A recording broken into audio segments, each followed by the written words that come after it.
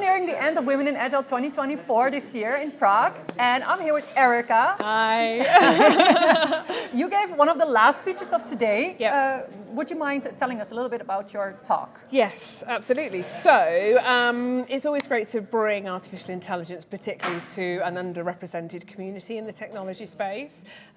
It's not the typical how you're going to use ChatGPT and this is prompts and this is machine engineering and I wanted to put it more in the space of making people's lives easier when it comes to headspace and energy and how people feel about not picking up technology. So things like imposter syndrome and fear and guilt and all of the things that we kind of shackle ourselves with as women or non-binary people or gender fluid people on a day-to-day basis. So I kind of wanted to bring that to the forefront and challenge people's thinking in terms of how they can make their lives easier. So. All right, and can you give one example of how you challenge people with AI? Yeah, absolutely. So people tend to use it for their work lives if they are using it. We know any kind of research says more men tend to use it than women as well because of the fear factor and everything we've talked about. So people might be using it for automating processes in the workplace. But actually my argument is if you really understand and think creatively about how you can use it, you can plan your life, you can plan your holidays, you can have a Christmas list created, you can keep the kids busy on a Sunday afternoon because it's raining outside and they're driving you crazy. So it's really having it, that thought partner, that coach, that buddy, that just asking yourself, what can I do to get it to make my life easier? So forget work. Actually, we're humans first, we're workers second, so how can AI play into that? So that's what I was challenging the audience on today. So I really have to ask you. Go on.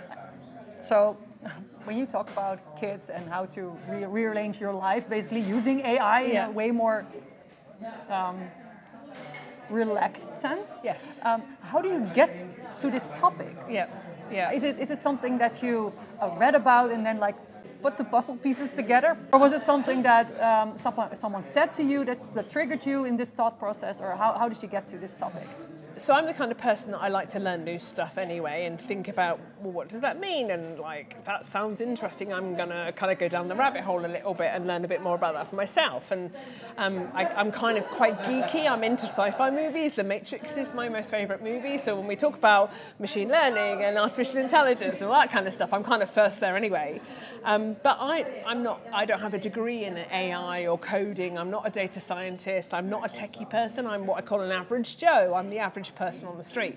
So my way of learning was doing, and I said to my business partner, let's make a podcast on AI and see what happens. And that's what we did.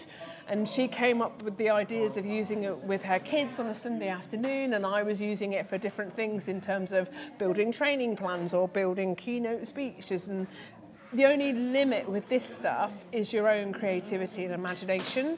So if we can get people thinking more creatively, then actually our way of making our lives easier with AI will start to unfold.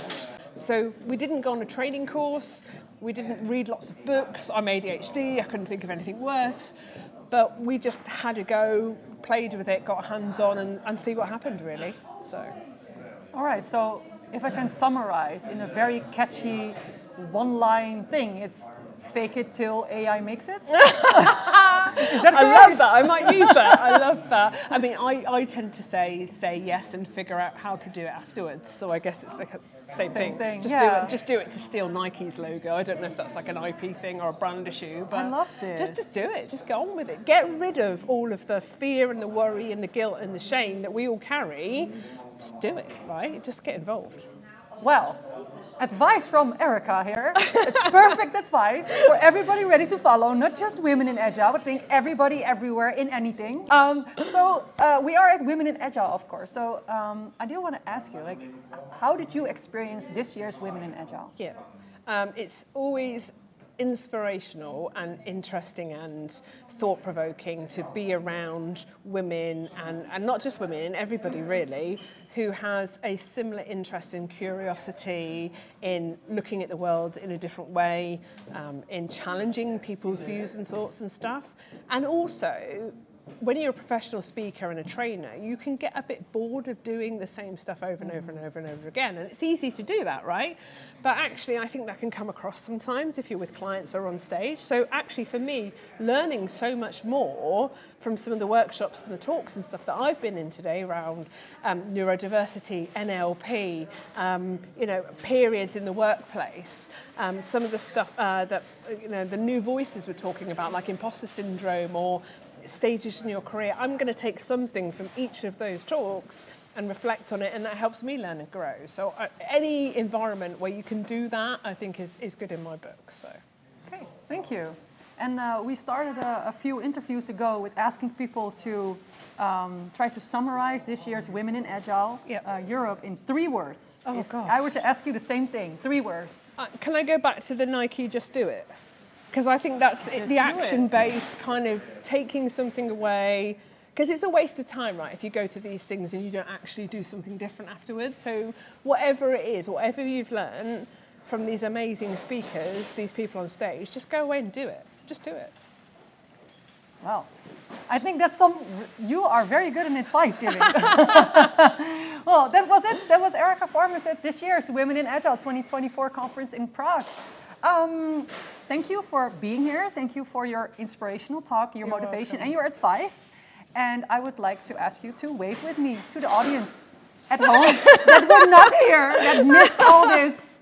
So we're waving, and I hope to see you next year.